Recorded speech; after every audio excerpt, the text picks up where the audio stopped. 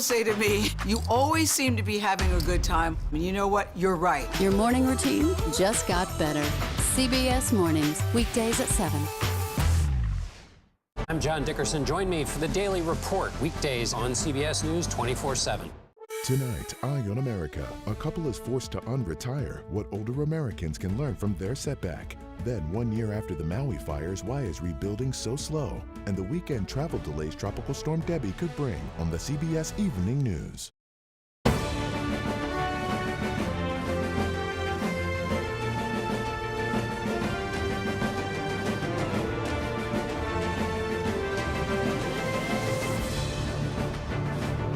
Of course there'll be a peaceful transfer, and there was last time. So I couldn't be prouder to be on this ticket and couldn't be prouder to stand with UAW. We have to be willing to call people out. Lying about your military service in order to procure political points, that's really disgraceful conduct. Hello, I'm Adriana Diaz in Washington, and welcome to America Decides. Former President Donald Trump makes his first public appearance since rival Kamala Harris picked her running mate. From the Democratic ticket to President Biden stepping aside to the state of the economy, he had a lot to say. It is day 3 of the new Harris-Walz Battleground State Tour, with a campaign stop in Detroit this afternoon and a rally tomorrow in Phoenix. Our campaign reporter, Aaron Navarro, is here with us in studio. Aaron, it was a busy day. So Harris was supposed to go to North Carolina. That got pushed aside because of the weather. They had an extra day in Detroit. How did they use that time? Kind of striking. You said it's only day 3 of this ticket. It feels a bit longer. Organized labor is crucial. It was crucial to President Biden's coalition of support, and Harris is continuing on that. The UAW was one of the first labor groups to endorse Harris since she officially became the candidate. And you really saw Walz and Harris kind of make the argument that they are connected to the union workers, the middle class, while someone like former President Donald Trump is not. It was kind of striking to me during Walz's remarks. He said, quote, and this is talking about Trump, quote, "He doesn't know you, he doesn't care about your family." So they're really leaning into that contrast, while at the same time, and this is still an early candidacy, not really going into many specifics on their own policies, own ideas. We'll see if that changes in the next couple weeks. Still waiting for that official platform ahead of the DNC. So we were all watching President Trump today give his press conference from here in the Bureau. I was here on the 2nd floor. You were upstairs on the 3rd floor. And one of the things that really jumped out at us was he mentioned 3 debates. One on September 4th, September 10th, and then there was one more. What have we heard from the Harris campaign? Because she's really only publicly agreed to 1 debate on September 10th. And this comes after a couple weeks where Trump was saying he might not do a debate because now it's Kamala Harris and not Joe Biden at the top of the ticket. We know that ABC has confirmed that September 10th, that date is confirmed. Both camps agree to that. And NBC is saying that they are in communication with the Harris and Trump campaigns for that September 25th debate, potentially. Have not heard yet back on the earlier September Fox News debate. The Harris campaign has long been on offense in terms of debate talk with Trump, saying that he's the one to back out. We'll see how they respond to his new challenge for additional debates. Like she said, if you have something to say, say it to my face. Correct. And he said anytime, anywhere. So they're just throwing all this rhetoric around. Debate over debates. Debate over debates. Yeah. Exactly right. So yesterday in Detroit, Vice President Harris, her speech was interrupted by protesters decrying the war in Gaza. Let's play a clip of what she had to say. I'm here because we believe in democracy. Everyone's voice matters, but I am speaking now. I am speaking now.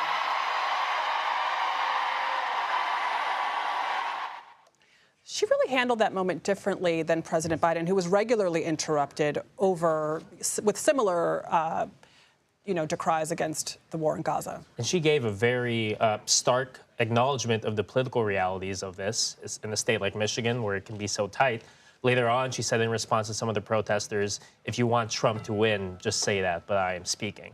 It's interesting, too, because before she spoke, she met with 2 leaders of the Uncommitted movement. These are the pro-Gaza protesters that organized kind of protest votes during the primary towards President Biden. And they seemed receptive. They said that she was open to another meeting with them, and showed a lot of empathy for their stories and what they're hearing from their communities about Gaza. So it's interesting to see how she will navigate this issue in the next 80, 90 days. And this is a powerful group in Michigan, right? Like, these are people, especially from largely Arab communities, thinking about Dearborn, Michigan, where there's a large Palestinian community who, when they voted in the primary, as you said, they voted uncommitted as a protest to President Biden's position on the war on Gaza and support of Israel. She really has a fine line to walk because she supports our biggest ally, Israel. Personally, her husband's Jewish, but at the same time, a lot of the Democratic base has taken issue with this war. In Michigan, the uncommitted vote was 100,000, well over the margin between Trump and Biden in 2020, Clinton and Trump in 2016. So it'll be crucial for Democrats to keep that coalition, as well as just, appease the progressives that seem to be excited about Governor Walz being added to the ticket. We'll see how long that lasts as her policies on Israel and Gaza seem more defined. And younger voters, right, who they definitely have momentum with. Erin Navarro, thank you so much. Our Caitlin Huey-Burns is with us now. She was at former President Trump's press conference today. Caitlin, thanks for joining us. Let's listen to some of what Trump had to say today.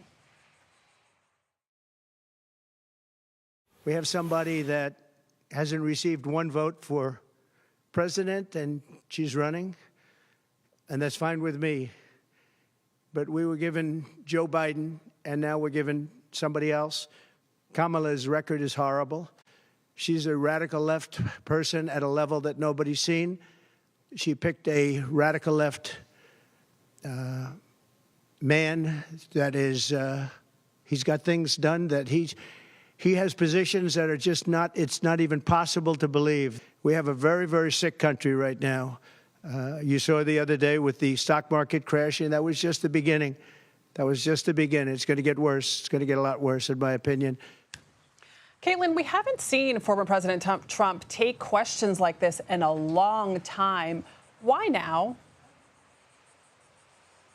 Yeah, Adriana, good to see you. Who took questions for over an hour at his Mar-a-Lago resort. And this was designed to show a contrast with the Harris campaign. Trump saying that Harris hasn't taken questions from the press since she was essentially announced as the nominee, and especially since she announced Tim Walz as her running mate. So this was designed to not only steal some headlines for Kamala Harris, who has been enjoying, in Trump's word, a honeymoon period, but also to try to draw this contrast by taking questions. That's significant because Trump has not been on the campaign trail this week. J.D. Vance has. He's been following Kamala Harris to nearly every stop on this battleground state tour, but Donald Trump has actually just been here in Florida. We haven't seen him in public since a rally that he had in Atlanta on Saturday. He's expected to go to Montana tomorrow. Montana is not a battleground state, but there is a significant big Senate race there that he said that he is hoping to turn out voters for. So significant because he hasn't been on the campaign trail, but wanted to take this time to kind of set up that contrast with Harris. And Caitlin, you asked the former president about polling. Let's play that clip. Well, it changes around a little bit. I'm getting other voters. Perhaps, I was doing very well with black voters, and I still am. I seem to be doing very well with black males. This is according to polls, as you know. It's possible that I won't do as well with black women, but I do seem to be doing very well with other segments, extremely well with Hispanic. Jewish voters way up, white males way up. White males have gone through the roof. Caitlin, how has the Trump team, interpreted these numbers? Well, remember, this Trump campaign had been built to run against Joe Biden. So they have had to change their strategy to compete against Kamala Harris. I actually asked Trump if he had to kind of recalibrate how he was recalibrating his strategy to run against Harris. And he said that he's not changing anything, that it's the same policies and the same administration. A group of reporters and myself met with Trump campaign officials today for a briefing on how they see the race. And they've noted that polls do show the race tightening because polls show that the Democratic base has coalesced around Harris and become more energized. Trump mentioned black voters in particular. For the past several months, he's been trying to make a play for black voters. The Trump campaign has seen in their polling that black women voters have come around in support of Harris and seen some uptick in numbers there. But younger black men are kind of the target for this campaign. But still a very tight race, especially in these battlegrounds. And we'll have our top CBS News pollster joining us later in the show to break it all down. Caitlin Huey-Burns in front of a beautiful scene in Florida. Thank you so much for joining us. As we discussed, former President Trump says he is ready to debate. Our strategist panel is standing by to weigh in. You're streaming America Decides.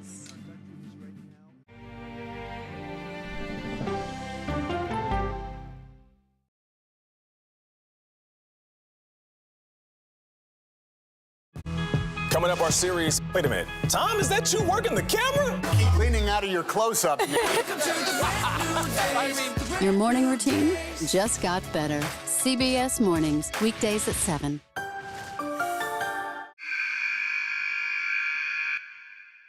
I had progressively fallen deeper into the world of online sports betting. The risk is the rush. What do you think is driving the spike in popularity? I think it's legality. If it's legal, I'm going to use it. There are ways to bet when you are 18. We've created an epidemic of child gambling. You can't walk into a male dormitory in a college campus without sports betting happening. It's America's most neglected problem. I used sports betting as a way to escape, when in reality, I'm choosing self-destruction. Whatever I had left, it was gone. The purpose of the industry is to get you to play to extinction. And that means until all your money is gone. Go to the ends of the earth. Reach for the stars. Yeah, I just took off. That kind of thing. Oh, that's pretty good. Because there's always something new under the sun on CBS Sunday morning.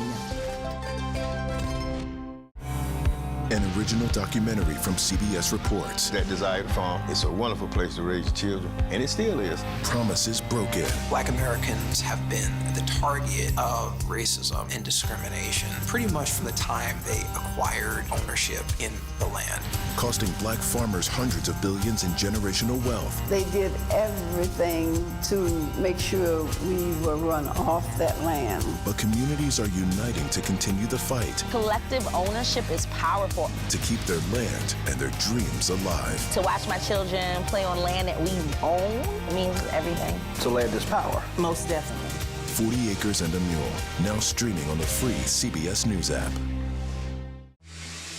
People with developmental disabilities were once sequestered by the hundreds of thousands in institutions. Many of our fellow citizens are suffering tremendously because lack of attention, lack of imagination, lack of adequate manpower.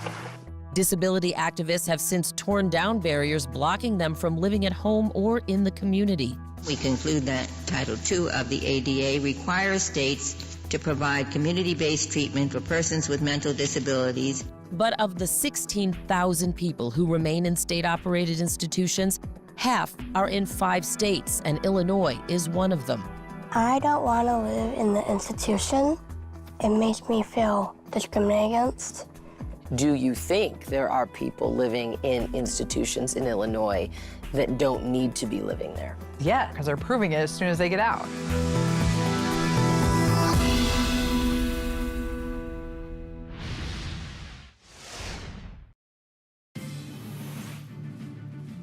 The Harris-Walz campaign has a new ad hitting the airwaves targeting Latino voters in battleground states. As a prosecutor, she protected us from violent criminals. As Attorney General, she beat the banks that kicked families out of their homes. As our Vice President, she fights for women's reproductive rights every day. Let's bring in our political panel, Joel Payne and Lance Trover. Joel is a CBS News political contributor and Democratic strategist. Lance served as the campaign spokesperson for Doug Burgum's presidential campaign. Thank you both for being here with us. So let's dive right into it. Joel, we heard former President Trump say during that press conference, three debates, not one like we've heard before, but 3. Should Harris agree to all 3? Well, I think Harris has agreed to what was agreed to before, which is the September 10 debate. I'll be curious to see what the campaign thinks. I don't think Kamala Harris is concerned about being on stage with Donald Trump, and that's probably what's got Donald Trump spooked. I think what also matters is what are the conditions? Is it on a certain network? Is there a studio audience? I think all those things matter because we know that Donald Trump and his team are going to use that to his advantage. So I trust that the Harris campaign is considering all those things. But I think one thing we know for sure, it looks like September 10, we're going to have a rather a showdown, and we'll see who wants to show off. We do have one common denominator debate, and that is September 10th. Yeah. Lance, why do you think former President Trump made that change? Before he was just talking about wanting to debate on Fox in front of a live audience. Why did he call out those 3 debates now? I think it was a smart play that they did today. I mean, if you go back, I mean, their argument would be, well, the original debate was set with Joe Biden. Well, that is now no longer happening. So I long thought that it was probably a strategic move on their part. I think they made a good play today to come out and propose the 3 debates and kind of put it back onto the Harris team and make them say yes or no to the debate. I think he kind of shifted the narrative, and that's what they took out of it today. But why would he shift? Because he was kind of saying before, oh, well, I agreed to debate Biden, not Harris. And so it almost seemed like he was pulling back from the debates. And then today he went all in. Well, the campaign has always telegraphed that he was going to debate. Yes, he did pull back. But again, I think it was a strategic move on their part to say, hey, let's take a step back. We have a different candidate. So let's take a look at the lay of the land. And they came out and agreed to the debates today. They also did something else today, which I think was good. They accomplished 2 goals. They made a lot of news on the debates, but they also drove home this issue of her not taking questions from the press, not holding press conferences, not doing one-on-one interviews with the media. And I also think they succeeded on that front today as well. I think it's pretty clear Donald Trump is rattled, which, by the way, any candidate would be, right? You think you're running one race, and then a month ago, your world changes. And it's pretty clear they haven't figured out what their new campaign strategy is, what their line of attack on Harris or Walz is. I still did not hear really a discernible message today, and I don't know if the American people did, but it's pretty clear they're rattled. They have time to get it together. I think one thing this cycle has taught us is that we have very quick news cycles here. Remember a month ago when Donald Trump was almost at the wrong end of an assassin's bullet? Nobody's talked about that in a few weeks. So we know that things move very fast. And I think any Democrat, by the way, who feels overconfident at this moment would be wrong to do that. A lot of battles to be fought in this election. You and I agree on that for sure. So the fact that she hasn't taken questions from reporters yet, is that typical at this point, especially considering how truncated this campaign is? And so that's my question to you. And then to you, Lance, why go after Harris on that? You know, J.D. Vance went over to her reporters yesterday. You know, it looked like a stunt, but maybe it was strategy. Well, I guess I'll start just by saying I don't think the vice president's going to have any problem sitting down. My sense is that it's been a whirlwind. I mean, gosh, she's had to spend time picking her running mate, learning about the potential running mates, doing all that, raising money, standing up a new campaign. Taking questions from reporters is fundamental. I will tell you, someone who has prepped candidates and prepped principals for a long time, it takes time to get prepared for those types of interviews. Remember, we're only 3 weeks into this. I imagine both leading up to and after the convention, you're going to see a lot of Kamala Harris sitting down with plenty of journalists. Don't worry, the American people will hear plenty from Kamala Harris, and something I hear as well is she does a lot of more informal meetings with reporters on the campaign trail as well. Yeah, but we're 89 days out of an election, and she has not taken one question. What we have had are some named and many unnamed spokespeople who have gone out on her behalf, and that's fine, but walking back many of the liberal positions that she has taken over the course of the last 6 or 7 years. That is why it is critical, because right now voters do not know enough about her. What we do know is her far left record as a senator from California and what she's done as her time as vice president under Joe Biden. So that's why it is critical, because we're in the 3-month mark of an election here, folks.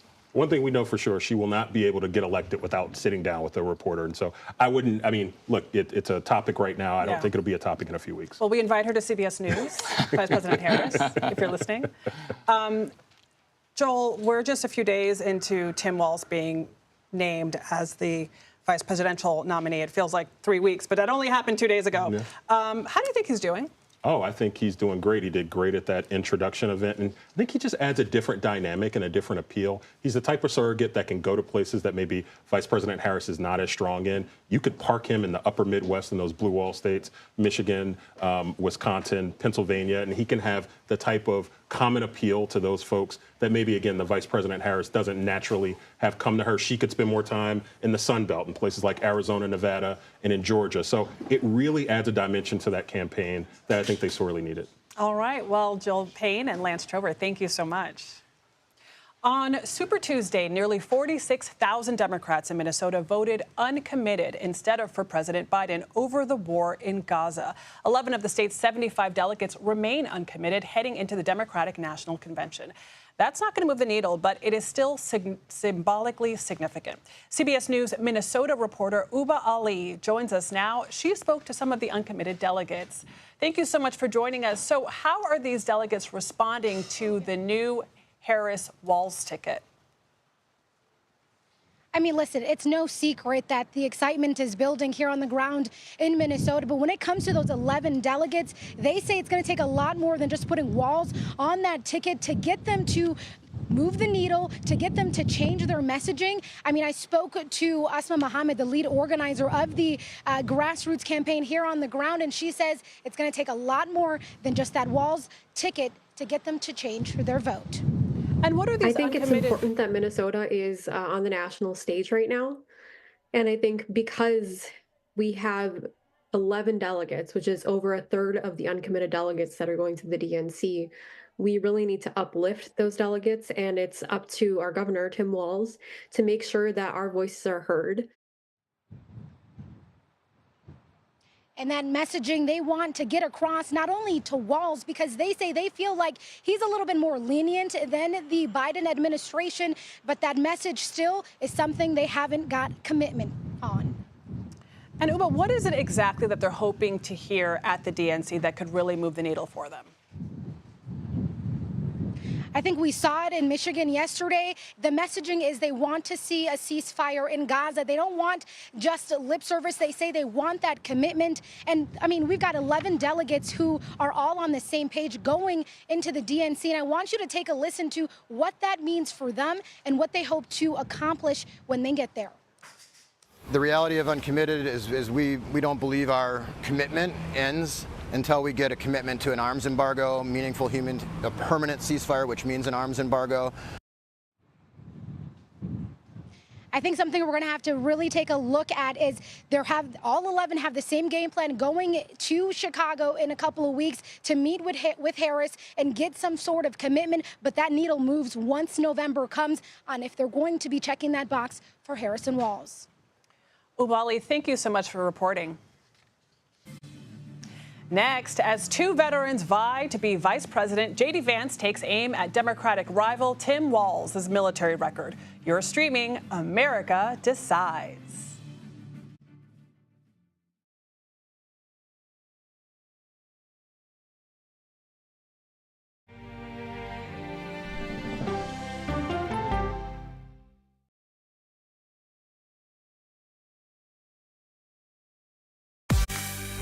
On our places, bright, shiny faces. When you wake up in the morning, we want to be your go-to team. Nate has one of the quickest minds I've ever seen. Tony has a way of making people feel comfortable. Gail has this unbelievable knack to ask the question that you're asking at home. I've been told I could talk to a tree, and that's pretty much true.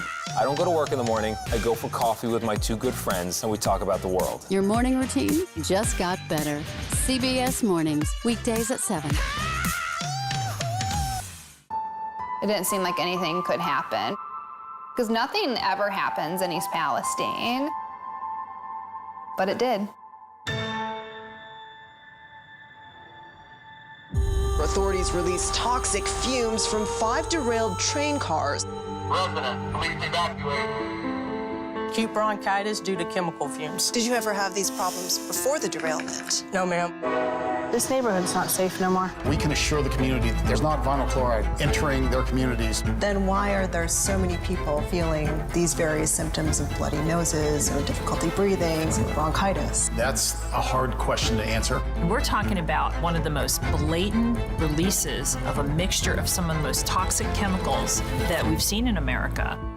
I feel like now I have a duty to warn other communities. If my daughter has to watch me die of cancer, at least it saves someone else.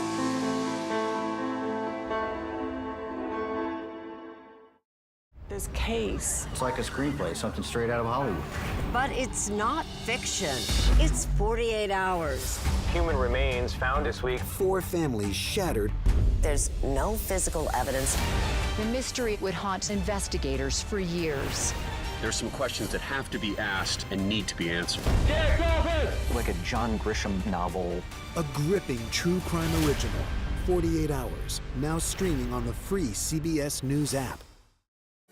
Stories that inform. You can be really old at 60, and you can be really young at 85. Inspire. How do we unlock the power within ourselves to be who we want to be? And brighten your day. The best part of fame is making people feel good. Always send the people home happy. Make every day a little more like Sunday morning.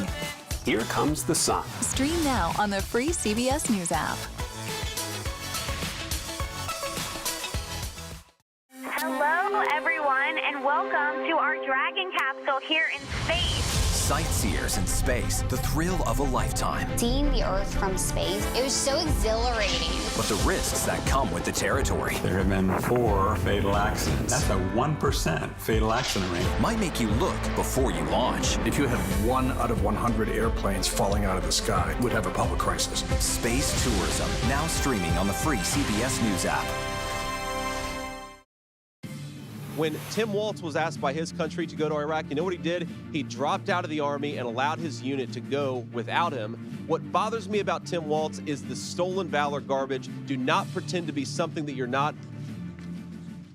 J.D. Vance is slamming the military record of his rival for the vice presidency, Tim Walz. The Ohio senator is alleging the Minnesota governor deliberately, quote, abandoned his unit by retiring before it was deployed to Iraq nearly 20 years ago. The Harris-Walz campaign has responded, saying in part, quote, after 24 years of military service, Walz retired in 2005 and ran for Congress. The campaign added Governor Walz would never insult or undermine any American service to this country. Joining us now is James Laporta, who is a verification producer for the CBS News Confirmed team, our fact-checking unit. James, thanks so much for joining us. So talk to us about what it is we know for certain about Tim Walz's military record.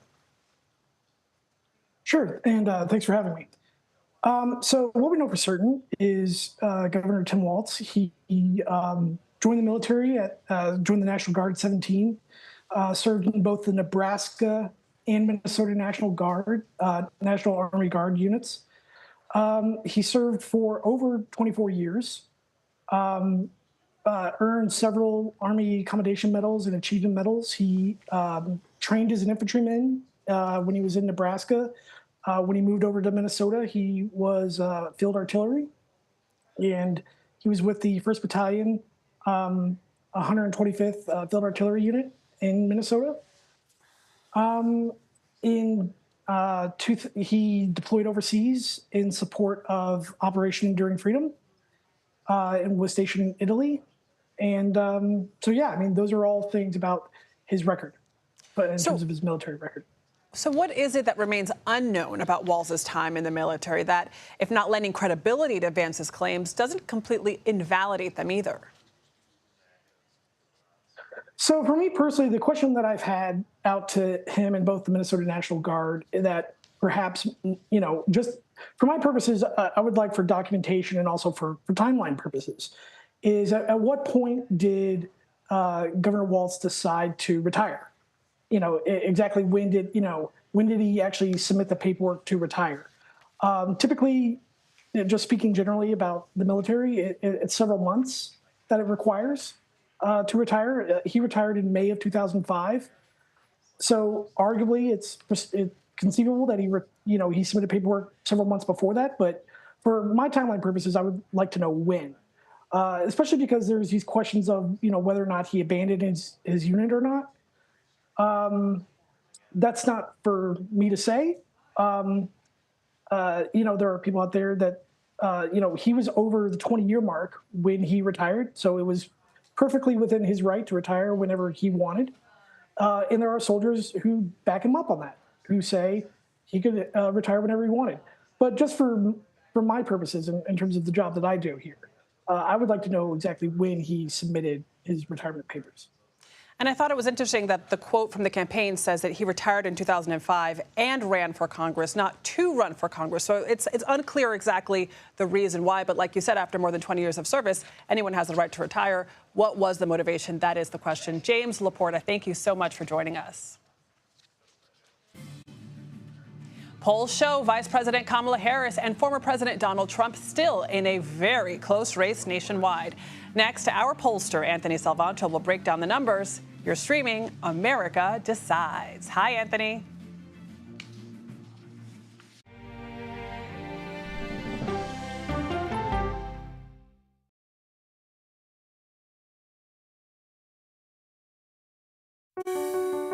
Washington is the seat of power. National security, foreign policy, global economics, every story comes through Washington in some way. We bring some of the most powerful voices in America to the table. We don't just ask the questions, you have to go deeper. We try to understand what's at the heart of the issue we're talking about, to then come forward with solutions. Face the Nation on CBS. The justices ruled that Harvard and the University of North Carolina violated the Constitution. In the aftermath of the Supreme Court decision to end affirmative action in college admissions, uncertainty sets in for some students of color. Affirmative action really gave us an equal opportunity. CBS Reports explores the historic decision and what it means for those chasing an opportunity to change their lives. I knew that college was the ticket to break this cycle. The end of affirmative action, now streaming on the free CBS News app. America Decides is your place for fact-based, unbiased reporting. At the White House, at the Capitol, on the campaign trail. What do you say to those in your party? Any cracks in the Republican Party? Our reporters and our anchors travel the country talking to voters like you about the issues that matter most. Immigration is really a factor right now that are going to be driving your decisions. What would you say to those who say, look, that's just democracy at work? Listening to you and bringing your voice into our coverage. I want a strong, proud America. Is democracy on the ballot in 2024? Let us help you decide. America Decides on CBS News 24/7. Stream our expanded one-hour program Monday through Thursday at 5 p.m. Eastern. An original documentary from CBS Reports. AI is among the most world-changing technologies ever. Curing diseases, scientific breakthroughs, making lives better. They can help us with medical discoveries, scientific discoveries, doing better agriculture, having cures for things like Alzheimer's. It's also going to really transform the way we work. The uplifting potential of artificial intelligence is limitless. It gives you a friend, somebody to chat with 24/7 that is non-judgmental. He makes me feel loved and desired. And so are its downfalls. The problem with all this AI is that it's unpredictable and uncontrollable. The choices we make now will have lasting effects for decades, maybe even centuries. The ChatGPT revolution, now streaming on the free CBS News app. We are about to see American weapons in the hands of Mexican cartels. A gun pipeline to Mexico. We are arming the cartels. 100%, no doubt about it. Happening right under our noses. Who's doing something about this? Nobody. A CBS Reports exclusive. Most Americans have no idea that we are effectively arming the enemy next door. This is the story the American people need to know. Arming cartels, now streaming on the free CBS News app. The polls are looking like they're very strongly for us. And no matter where you look, in fact, a lot of states that people thought weren't in play are very strongly in play. Some were actually leading in. That was Donald Trump in June when it felt like every poll was trending in his direction. 2 months later, and Kamala Harris's ascent to the top of the Democratic ticket has this race looking like it is in a dead heat. The nonpartisan Cook Political Report is moving Arizona, Georgia, and Nevada from lean Republican to toss-up. CBS News Executive Director of Elections and Surveys, Anthony Salvanto, joins us now. Anthony, thanks so much for being with us. Great to talk to you, Adriana. So, Anthony, break it down. What is the current state of the race at this moment? It's close, in one word. This is what illustrates it. Here's the map. We're going to spend a lot of time with this map over the next couple of months. The states that are in white are the battleground states, and they are all close. They are very close in all of our CBS News estimates. They're close in a lot of other polling as well. They will decide the race, and so that makes the race overall close. For context, Joe Biden, when he was at the top of the ticket, was in fact trailing Donald Trump, in some places substantially. But now there's been this big reset. Now the race is tight with Harris at the top of the ticket. And I just want to show you a little bit of the story of why. First of all, a lot of voters saying in general, over 2/3, saying that they think the country is ready to elect a black woman as president. But I want to show you this as well. Harris has consolidated the Democratic base. She's got 96% of Democrats with her. And that's on the back of an increase in enthusiasm among Democrats. More Democrats saying that they're likely to vote, that they're going to turn out. That's something that wasn't happening as much with Joe Biden, also even with independents. And I'll show you this, too, because we talk a lot about these demographic groups. Harris doing better among black voters than Joe Biden was, a core part of the constituency, so movement there, as well as increased enthusiasm and saying that they're going to turn out. That's the underpinning of the change in the dynamic, Adriana. Those are really weak spots for Biden.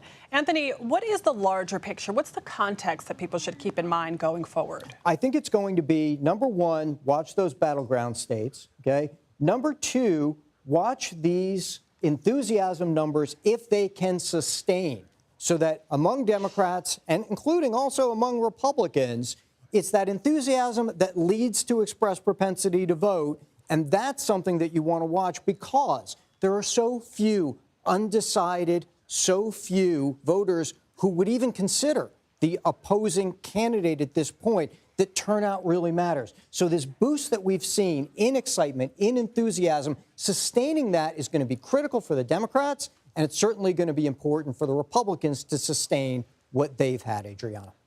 Anthony Salvanto, thank you so much for breaking it all down. And now we have Shelby Talcott and Tom Lobianco here with us. Shelby is a political reporter for Semaphore. Tom is the co-founder and national politics reporter for 24 Site News. Thank you both so much. So as we were sitting here getting mic'd up, we heard that Kamala Harris took some questions from reporters and that she actually made reference to the debates at her event in Detroit. Shelby, what do you know? Yeah, so she confirmed that she's looking forward to debating Donald Trump on September 10th, which is that ABC debate that was previously scheduled, and then Donald Trump sort of pushed back on it once Joe Biden dropped out of the race. So now that seems to be on once again. From my understanding, that is the only official debate out of the three that Donald Trump had earlier announced that has been confirmed. So it remains an open question whether both candidates end up agreeing to that Fox News and NBC debate as well. Great. And I know we do have a tweet also. She tweeted about that September 10th debate. And I imagine, I haven't seen the tweet myself yet, but left out mention of the other two more than likely. Yeah, there it is. Donald, I hear that Donald Trump has finally committed to debating me on September 10th. I look forward to it. All right. Those are the words from Vice President Harris. Now, let's talk about that Cook political report shifting Nevada, Arizona, Georgia toward Harris. Tom, what do you attribute this to, and do you think it'll last? Re-engagement with younger minority voters, Black and Latinos, especially with men. I mean, this was the demographic that Trump was going after through much of the race. And actually, I just had Gabe Fleischer on over the 24 Site podcast, and we were talking about this, just posted, about whether this is a trend that continues or whether it's a blip. And this gets back to the energy. Is it a honeymoon with Harris, and especially now with Walz, or is it momentum? I gotta be honest, this feels to me like momentum. I mean, the energy at these Kamala Harris rallies is the closest thing I saw would have been Bernie Sanders back in 2016. And it's really astounding. Does that carry past Labor Day? That's the next thing. Well, also, there's the part of just the runway. This has been a truncated campaign. So while there is momentum, they have less distance to cover, right? Yes, very. A lot easier. I mean, the sprint that's going on, and in a lot of ways, too, it makes it so much harder for Trump, Vance, and the Republicans to define them. I mean, this is why we saw the amped-up attacks with the quote-unquote stolen valor, the swift boating attacks on Walz, why everything is ramping up so fast. The press conference today from Trump trying to push her into a corner, saying, why aren't you out there doing interviews? The speed, it's hard to overstate just how important the messaging over the last 5 years against Biden was successful. And now that you don't have that, if you're the Republicans, how much of a problem that is. Yeah, it does feel like we're in fast forward. So, Shelby, you have new reporting on J.D. Vance and those accusations he's made against Walz's military career. Tell us about that. Yeah, you know, I spoke to him on his plane yesterday afternoon after a long day of him sort of trailing the vice president in that effort to literally trailing. Yes, literally trailing in an effort to push her to speak to the press more and do these press conferences. And he really... he was the first person, I think, on Trump's campaign to officially, loudly make this into a big deal. We had seen tweets from his advisors over the past few days, but he really went full-fledged into this. He argued that it was stolen valor. He argued that Tim Walz has inflated his military record.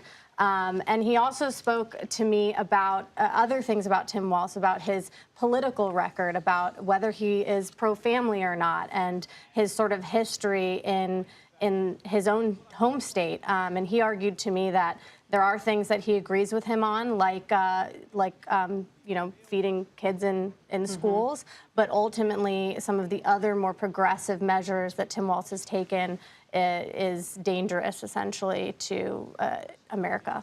Did anything he pointed out in particular about those family values? Yeah, so one of the big things was the transgender bills that Tim Walz has signed into law. That has been really big, a really big narrative from Donald Trump's campaign and from Republicans in sort of saying, hey, this is a very progressive vice presidential pick. He is even more lefty than Joe Biden was. So that's one of the things that J.D. Vance harped on in our conversation. So Harris and Walz have been in Detroit. They met with the UAW. They've been endorsed by their leader. But we still haven't heard from the Teamsters. They typically wait a little longer until both conventions are done. How critical is that endorsement? Very important it really is very important for the Democrats here, especially because, I mean, look, coming out of Milwaukee, we were all up there.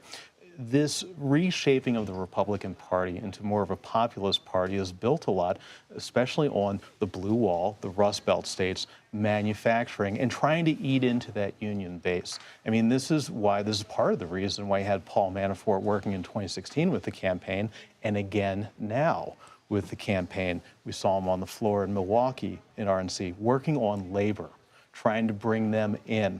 And when Teamsters President Sean O'Brien was up there, I think it was the second day of the convention, he got a really weird reception. It was not a Republican speech. So some of this is brinksmanship with the Democrats, like eventually he'll come home. But you can see an opening for the Republicans to really eat into that base, a traditionally Democratic base. Thank you both so much. There's so much more we could talk about, but unfortunately, this is only an hour show. Thank you so much, Shelby and Tom, for being with us. Thank you. The Middle East is in danger of a widening war following the assassinations of Hamas and Hezbollah leaders. We are tracking the rising tension in the region next. You are streaming America Decides.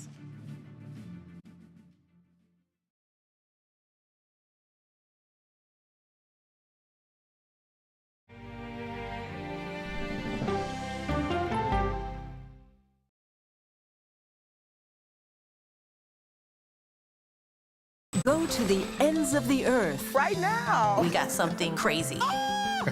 And reach for the stars. Here we are. Tom. Yes, it's my comeback. Hey, this is pretty fun. But wait, there's more. Experience thought-provoking. Welcome to the idea of being a human being. Innovative and truly original reporting. Look through a telescope and go, wow. Because there's always something new under the sun on CBS Sunday morning. At this moment, terrorists could be plotting another attack. 9/11 triggered a counter-terrorist system that included a secret database. This person needs a closer look. A growing list of nearly 2 million people, including some Americans who say they're innocent. On a 1-hour flight, I have to spend 6 hours to go and come back. CBS Reports explores the system, the people responsible for it, and those pushing for change. I'm not fighting against them. I'm fighting for them to do the right thing. The Watch List, now streaming on the free CBS News app. Don't Independence true crime, anytime you want, anywhere you go. With the 48 Hours podcast. Real crimes, real lives, real justice. There's some questions that have to be asked and need to be answered. Listen to 48 Hours on Apple Podcasts. An original documentary from CBS Reports. Imagine yourself in Manhattan with no police, no army, no mayor. The people of Haiti stare down poverty, corruption, natural disasters, and violence. 90% of the guns that are used by gangs in Haiti are American guns. But with an unbreakable spirit and eternal optimism. There are days where I cry, but we can't be discouraged. We still believe in Haiti. They're still able to look ahead with hope. Haiti is on the brink of transformation, a radical shift. Haitians are coming together and saying things must change. Fighting for Haiti, now streaming on the free CBS News app. Hey there, welcome to The Uplift. I thought she was a groom, and I stepped back and I went, oh, you're the queen. She's going to be with me every instant that I'm alive. I just wanted to see if you'd go to Disneyland with me today. I look over at him and he's smiling. I'm going to remember that the rest of my life. They told us when he was going to be born, he was only going to live for 30 minutes. It's really a miracle that he's with us today. The Uplift. Stream now on the free CBS News app.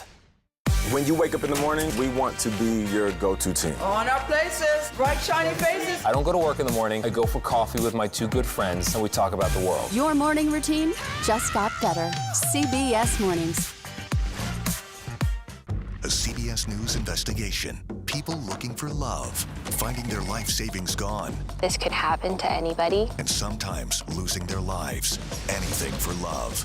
Now streaming on the free CBS News app. Israel is bracing for an anticipated retaliatory attack after the assassination of two top Hezbollah and Hamas leaders. Just this evening, the Israeli Security Cabinet met to discuss its preparations, and the top U.S. commander in the Middle East has been in Tel Aviv recently. Let's bring in CBS News Chief Foreign Affairs Correspondent and Face the Nation moderator, Margaret Brennan. So, Margaret, the leader of Hezbollah has pledged a response. What could we expect to see? Well, Adriana, U.S. officials tell me that Hezbollah may be ready to attack within the next 24 to 48 hours. The question is the scale of what they do. And this is significant because to date, Lebanese Hezbollah has been unwilling to engage in anything other than these tit-for-tat rocket exchanges. Those are deadly, no question. But they have held back from engaging in a larger scale war. And the last time I spoke with former CENTCOM Commander General McKenzie on Face the Nation, he said that is the most significant thing he has seen to date, the decision not to engage by Hassan Nasrallah, the leader of Hezbollah. And that's important because if you look at the weapon stash that Hezbollah has, the CIA estimates 150,000 missiles and rockets.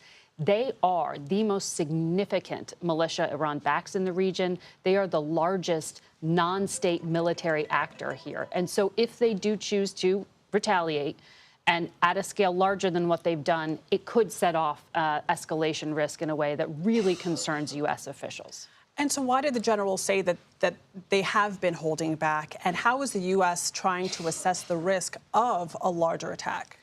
I feel like we've been talking about the risk of a wider war ever since October and that horrific attack Hamas carried out on October 7th that triggered this cycle. But at that time, the Biden administration did step in and tell Prime Minister Netanyahu, successfully at the time, don't open another front in the north. Do not go to war with Hezbollah, which is far more militarily significant and could do more damage in a traditional military sense, and also trying to hold Iran at bay. What's interesting is what we're talking about now is Hezbollah acting independent of Iran in an attack in the next few days. So we're watching this with the idea that if the United States diplomatically can keep them sort of in a box by sending messages to Hezbollah through Lebanese officials, that would be a diplomatic success if they can keep this somewhat contained. But there's the risk here that if they get in this tit-for-tat, Israel could engage in a war here that would draw the United States in, a war they couldn't finish without American support. Diplomats working through the night for weeks now, months now. This all happens against the backdrop of ceasefire negotiations. Where do they stand? What's the latest that we're hearing from the different parties involved? So the ceasefire that the United States is trying to help sort of midwife here is between Israel and Hamas in Gaza. But it has impact for the entire region. And that's the Biden strategy here, is can you get at least a 6-week ceasefire, the release of hostages that Hamas is holding, lower the temperature here in a way that allows for all the militias in the region to take a step back. But also can, in this unique moment we're in, Israeli Prime Minister Netanyahu turn to the hard-right coalition of his party and say, look, I just killed the political leader of Hamas and 2 significant Hezbollah leaders. I'm ready to take a concession and bring some of these hostages home. He has shown, that this is the argument U.S. officials are making behind closed doors. It was significant to see today President Biden sign on to a statement alongside the Qatari and Egyptian leaders saying it's time, and in fact, August 15th is the date on the calendar. You guys got to get this done.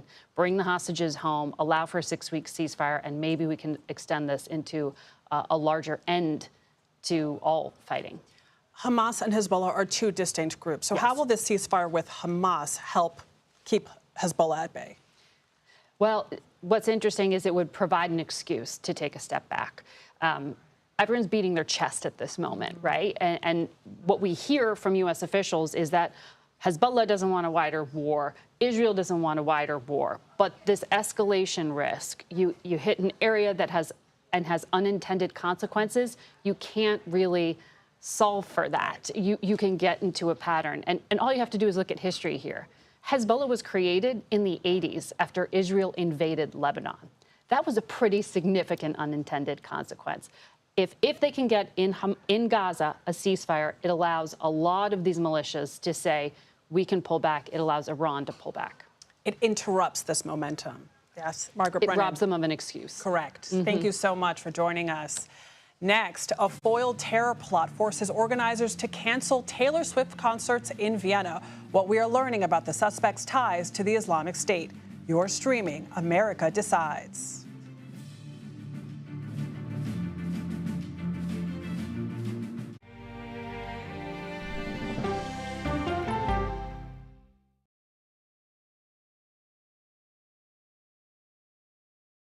Okay, so let's just start at the beginning. Well, let me start with this. What is at stake here? What is the answer then? Do you know why? You want me to just keep going? Is that a good thing or a bad thing? Were there death threats? How is this possible? What's wrong with that argument? Are you saying they lied? Have you told the government that? Why won't you say the word crisis? You're not answering my question. Is that scary? Does that make sense? What do you mean? What does that mean in Did any of that make sense? What's your response? What happened? Why?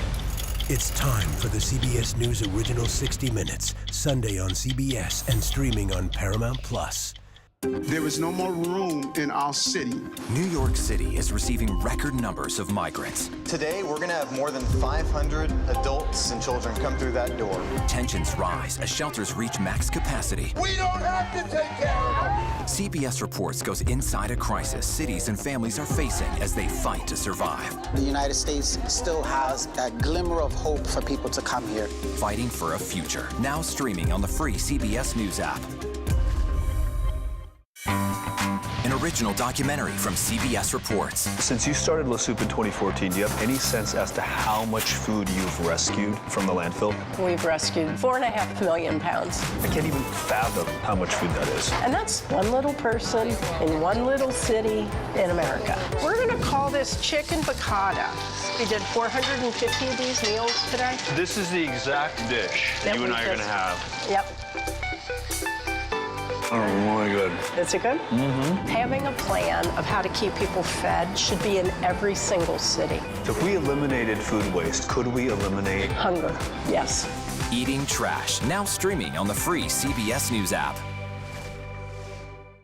America Decides is your place for fact-based, unbiased reporting. At the White House, at the Capitol, on the campaign trail. What do you say to those in your party? Any cracks in the Republican Party? Our reporters and our anchors travel the country talking to voters like you about the issues that matter most. Immigration is really a factor right now that are going to be driving your decisions. What would you say to those who say, look, that's just democracy at work? Listening to you and bringing your voice into our coverage. I want a strong, proud America. Is democracy on the ballot ballot in 2024? Let us help you decide. America Decides on CBS News 24/7. Stream our expanded one-hour program Monday through Thursday at 5 p.m. Eastern. When people say who's first to get in the morning, that would be me. Morning news matters because it sets the tone for your day, and it's a way of getting you started. Day to day, that first draft of history, it happens right here. We're going to uplift you. We're going to send you out your way. We take you places, we teach you new things, and we make you feel like, you know, it's not all bad. People say to me, you always seem to be having a good time. And you know what? You're right. Your morning routine just got better. CBS Mornings, weekdays at 7.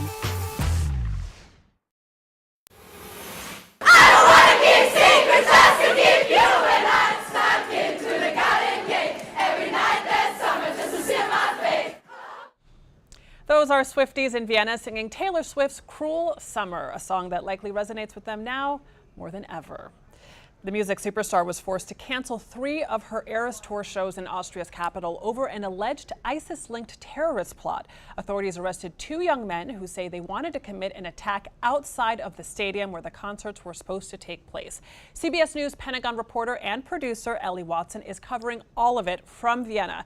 Ellie, thank you so much for being with us. So what is the latest? Now we're a day into this investigation. What have authorities discovered about this alleged terrorist plot and the suspects? Thank you for having me. We're learning new details from our DC Justice team, new reporting that uncovered some details of the plot. So yesterday, a 19-year-old and a 17-year-old were arrested, but we also learned that a 15-year-old was interviewed but not arrested.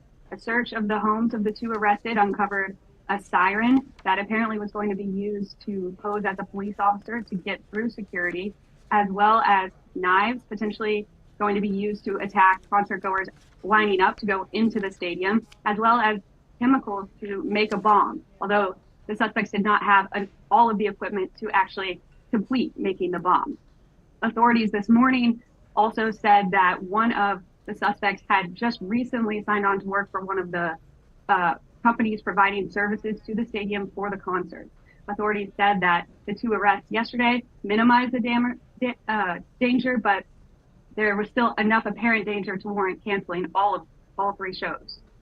I mean, those details are chilling. One of these people could have had access to the venue to work inside the concert hall and have access to the behind the scenes if indeed that was their plan. Now, Ellie, Austria's interior minister says the attacks were supposed to take place today and tomorrow. You are in Vienna because you went there to attend this concert. How do you feel and what's the reaction been from fans there? So a little bit surprising. I mean, yesterday we were down near the stadium at the merchandise tents buying our sweatshirts, buying our posters with all of the other Swiftie fans who traveled. We met some people from Macedonia. We met some people from England. So then we got back with all of our merchandise, saw the breaking news alert that 2 had been arrested. We're a little scared, but thought, okay, maybe that's the end of it. We're going to have a good time, be safe tomorrow. And then we got word that it was canceled. I learned from my little sister who called me, and then I had subsequent friends who called me who knew that we were all here to have a good time, to get one of our favorite artists. And that was very devastating last night. Today, walking around Vienna, you can see the videos of Swift fans, Swifties exchanging bracelets, singing at the top of their lungs. One of the songs that I heard in the street was Long Live. One of the lyrics in that song is I'm Not Afraid, which they did sing at the top of their lungs. Not deterred, trying to have a good time, make the most out of it despite the canceled shows.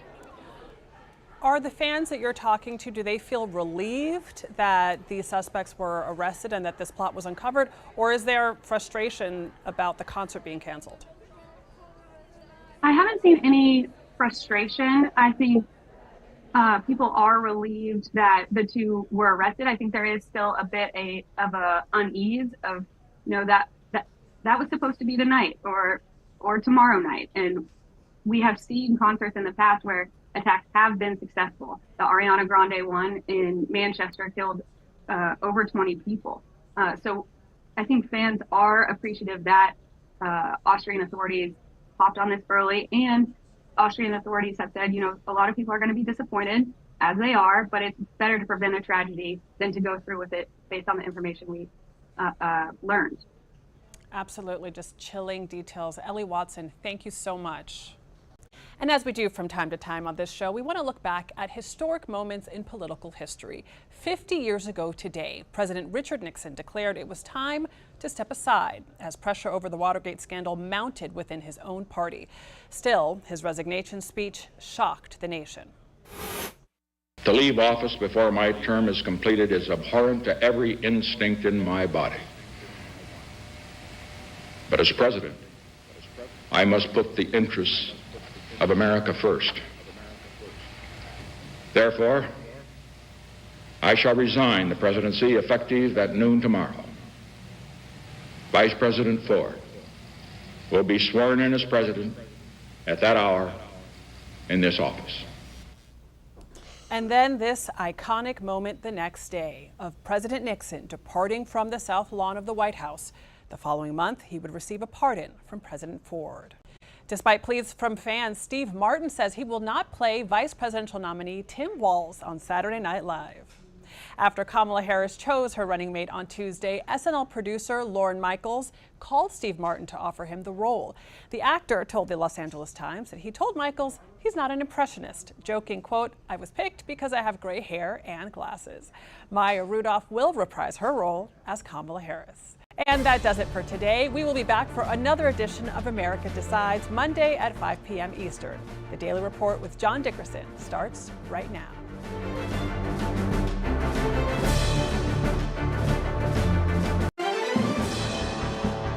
Welcome to the Daily Report for Thursday, August 8th, 2024. I'm Lindsay Reiser in for John Dickerson.